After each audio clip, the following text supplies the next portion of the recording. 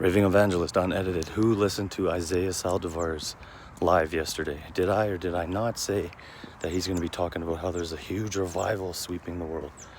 You know, just because hundreds of millions of people heard what was happening at the remembering of Charlie Kirk, right?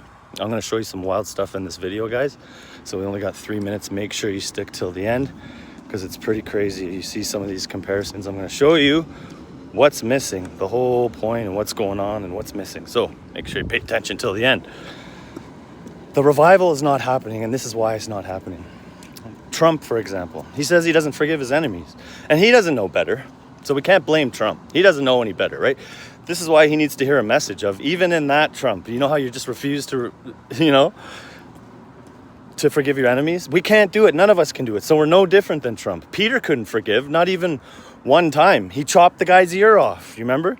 So this is what Trump needs to hear. And I know Isaiah Saldivar is super excited and all this stuff. He thinks it's a huge revival. This is his 4th revival that he's been a part of. It's doctrines of devils. Someone even wrote in his live, they had a comment and he stopped it really quick for a second. He's like, I just got to stop this and read this.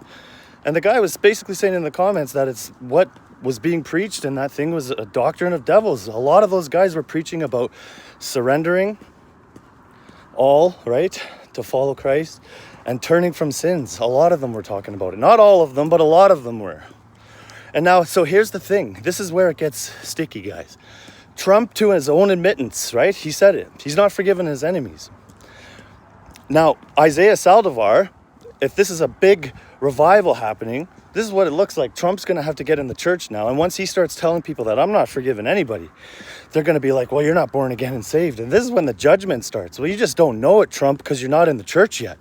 But wait till you get in the church and they start judging you for the very things that you can't keep up anyway. We can't. We have to know that Jesus did it all. He forgave us so that we can forgive. He loved us first so that we can love, right? It's the obedience of one, Jesus Christ. He did it all so that we don't have to work, so that we can rest.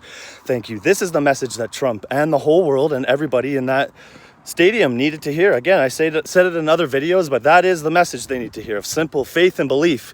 So now, isn't it crazy that the Isaiah Saldivar's and these people will get you in the church and they'll say it's not enough to just believe. These guys are literally the ones that are saying it's not enough to believe. But they'll never tell you that in the stadiums, right? And that's why it's a false Christ. Because they preach a works-based righteousness and a works-based salvation by the things you're doing or not doing and surrendering and giving up and turning from sins. None of it pleases God. Only faith pleases God because there's no good in us.